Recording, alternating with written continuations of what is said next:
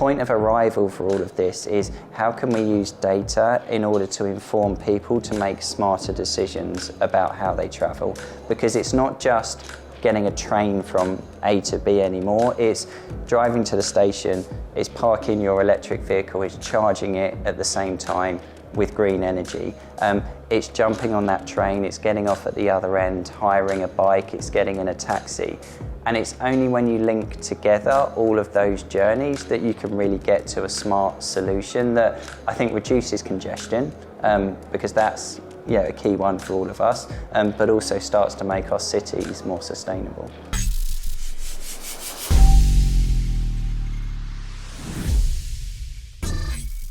Richard, thanks so much for taking time to speak to us. No problem. It's great meeting you. So we're here at the DFS in Belgium. Before we get started, just for those who haven't had the pleasure of meeting you, please tell us who you are and what you do. Sure. Richard Campion, great to be here today. It's a fantastic event. I lead our fleet and mobility team within Visa, and essentially what that means is that we're focused on anything that moves within a city and how people get from A to B. So that's everything from public transit and the way that people pay for public transit, through to micro-mobility, through to fleet and commercial vehicles.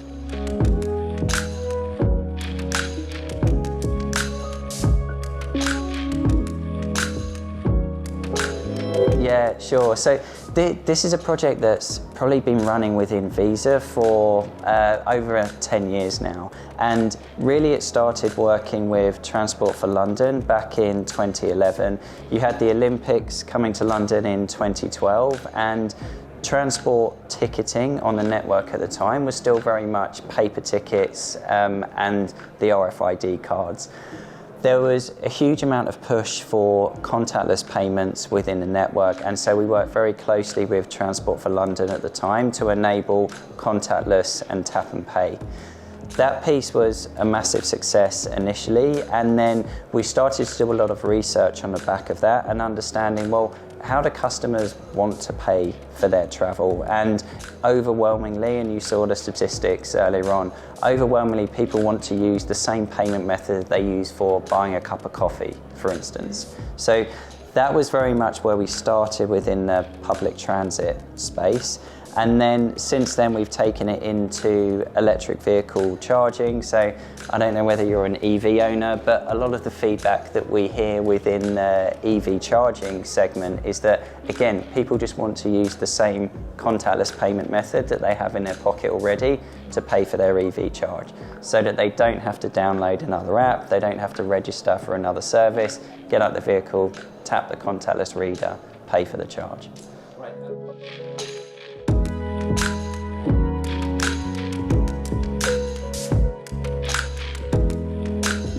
So let me turn the question the other way around. There's a huge number of cities that have already done this. Over the last few years, I think Visa globally has now implemented either tap and pay, in-app payments, but digital payments of some sort, with over 700 cities globally that Visa has supported. Yes, there's still a huge number that remain, and I think one of the obstacles that I think is the terminal hardware and the barriers that are in place, and you're dealing with transit systems that are 100 years old, 50 years old in some cases, and trying to evolve those into a modern world can be challenging. But look, we've managed to get there with Marseille very recently, we've managed to get there with Venice as well, so we're making progress, and I think the rest of them will follow at some point.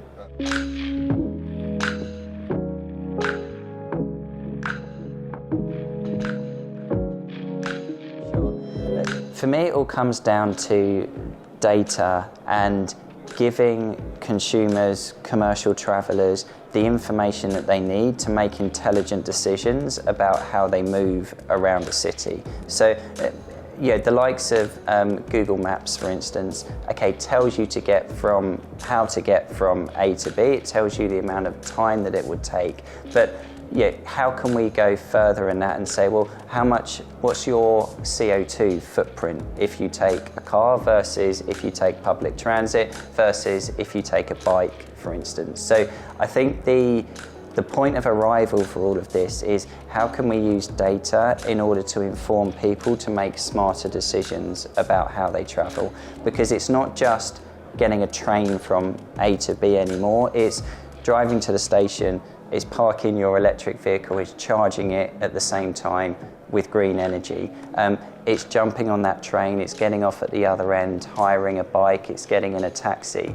And it's only when you link together all of those journeys that you can really get to a smart solution that I think reduces congestion, because that's a key one for all of us, but also starts to make our cities more sustainable.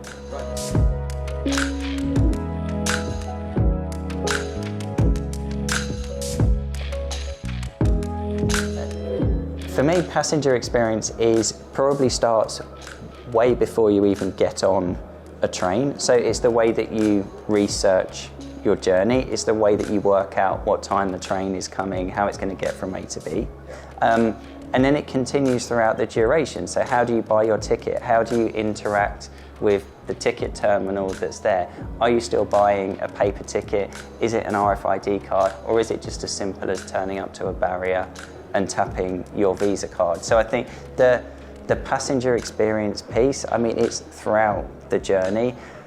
The other piece I would say, it's also about transparency. And people need to have the confidence that, when they tap their card, they will be charged the right fare.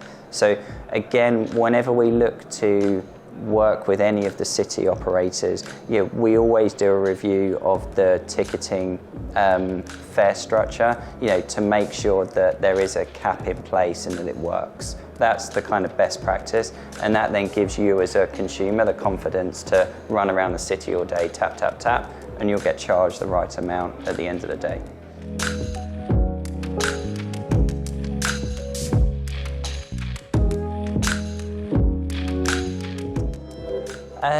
I think the next stage of this is probably what I was saying previously. There's so many different mobility apps now, and there's data coming from so many different places. The way that we bring all of the data together, but to make insights, I think that piece is key. The other element, and again I go back to CO2 reporting, and for me there's just not enough information out there at the moment around what is the impact of the journeys that I'm making. When I get in my diesel car, when I get in my electric car, what's the impact of that? When I travel on the metro system, what's the impact? And again, I think if we're able to bring that data together, we can start to inform people to make smarter choices.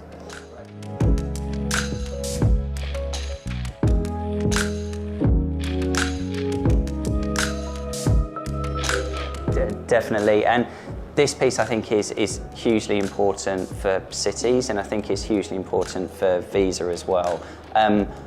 Our ambition remains to make sure that we can uplift everyone everywhere by being the best way to pay and be paid.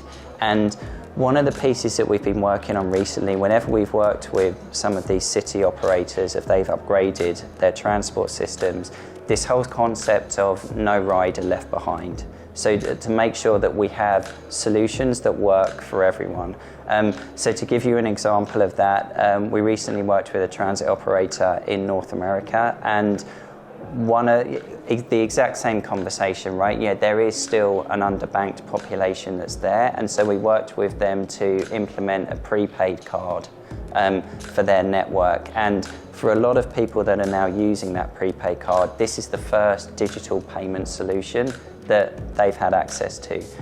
So it was a real combined effort from a Visa perspective, but also in terms of the transit operators as well, to try and bring that solution to life. But it's been incredibly well received and has brought people into that space.